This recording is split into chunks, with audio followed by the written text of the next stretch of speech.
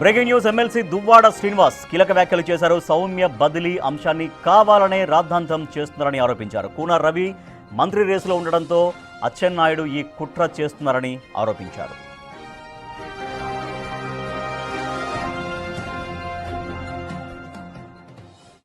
నేను మాట్లాడింది ఒక ప్రిన్సిపాల్ గారితో రివ్యూ చేశాను. ఇంకా ముందుకెళ్తే నేను 3 ప్రిన్సిపాల్స్ని ఏపీసీ గారిని ఇదే కార్యాలయంలో రివ్యూకు పిలిస్తే అడ్మిషన్స్ అన్ని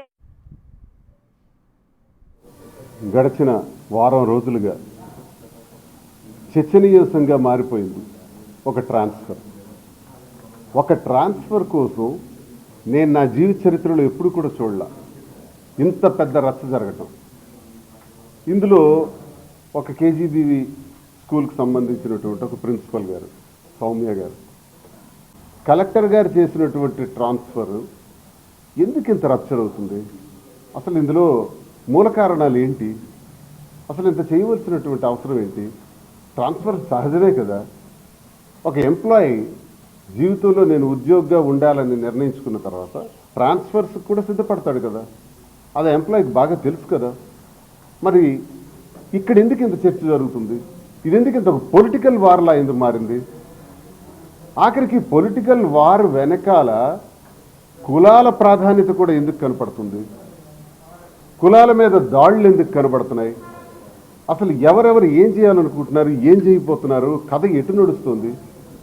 నేనైతే ఒక ఎమ్మెల్సీగా, ఒక తటస్థుడిగా, ఇప్పుడు నేను ఒక ఇండిపెండెంట్గా ఈ విషయాన్ని నేను పూర్తిగా పరిశీలిస్తే చాలా ఉంటాయి. ఈ కులాల పైన దాడులు జరుగుతున్నాయి. టెక్కల్ నియోజకవర్గంలో అదే జరుగుతుంది. ఒకే కులానికి చెందిన వాళ్ళు అటెండర్ నుంచి ఆర్డీఓ వరకు ఉన్నారు.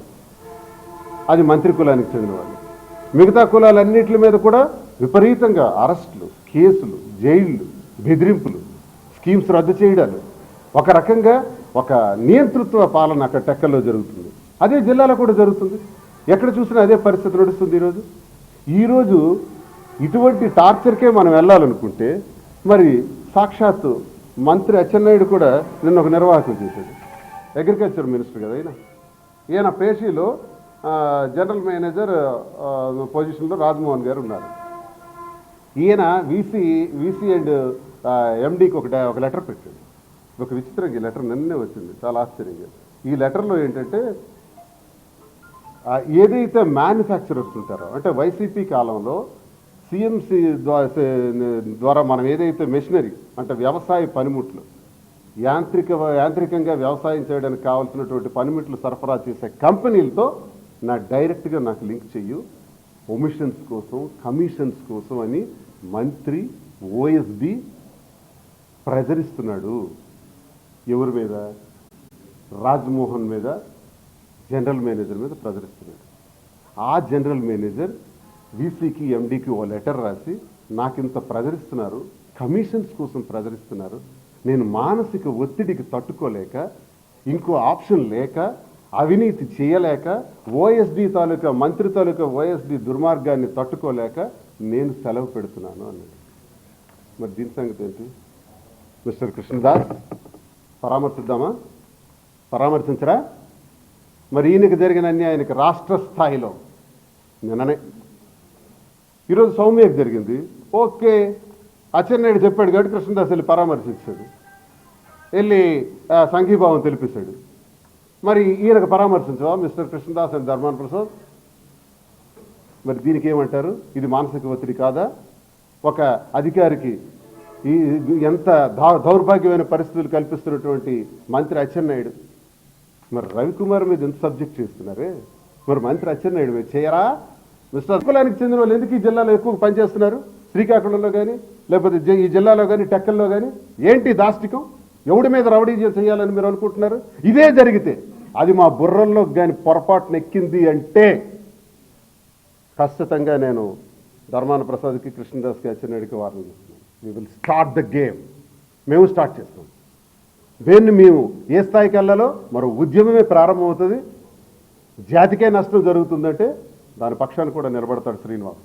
జాతికి నష్టం జరుగుతుందంటే నిలబడుతూ ఆ జాతి మీద ఆధారపడిన ఇతర కులాలన్నిటి కోసం అవసరమైతే ప్రాణత్యాగాలు చేసినా సరే మేము సిద్ధంగా ఉంటాం. మాలో కూడా కొంతమంది చీడపురుగులు ఉంటారు, వాళ్ళని వాడుకుంటుంటారు, వాడుకొని కులంలో చిచ్చు రేపాలని చూస్తారు. దానికి కూడా టార్గెట్ పెడతాం, టార్గెట్ పెట్టి ఏకీకృతం చేస్తాం, జాగృతి చేస్తాం. కళింగ జాగృతి కోసం ముందుకు అడుగేస్తాం. కళింగ జాగృతిలో భాగంగా ఈ జిల్లాలో ఉండే అన్ని కులాల్ని మా గుండెల్లో పెట్టుకుని కాపాడుకుంటాం, వాళ్ళ కోసం అండగా ఉంటాం. అన్ని కులాల కోసం అవసరమైతే ప్రాణ త్యాగాలకైనా సిద్ధపడతామని తెలియజేస్తున్నాం. ఈ దాష్టికాల నుంచి గట్టిగా ఎదుర్కొనే ప్రయత్నం చేస్తామని తెలియజేస్తున్నాం. ఏముంది, రాష్ట్రం ఏముంది, నేను కళింగ కులానికి చెందిన వాడిని సస్పెండ్ చేశారు, స్పీడ్గా ఉంటానని సస్పెండ్ చేశారు. నేను అక్కడ ఉంటే వాళ్ళ ఉనికికి అడ్రస్లు ఉండవు, వాళ్ళని గట్టిగా ఎదుర్కొంటాను. నాది మొండితత్వం, ఎవరిని భయపడను. నా వాయిస్ కలేజా లేదు, వాళ్ళకి నన్ను ఎదుర్కొనే శక్తి లేదు. సస్పెండ్ చేస్తే మాత్రం నేను ఏదో హైదరాబాద్ వెళ్ళి వ్యాపారాలు చేసుకొని బట్టలు మడతేసుకుంటాను అనుకుంటున్నారా? మడత వేయడానికే వచ్చాను ఇక్కడ, అందుకే అక్కడికి వెళ్ళాను. వాడుకుంటే ఎప్పుడూ వాడుకుని ఉండేవాడిని. అన్ని కులాలని నేను వాడుకుంటా ఈ సందర్భంగా. అన్ని కులాలని నాయకత్వం వహిస్తా అంటున్నాను నేను. కళింగ కులానికి జరుగుతున్నటువంటి అన్యాయం మీద ఇతర కులాలు కూడా నష్టపోతున్నాయి.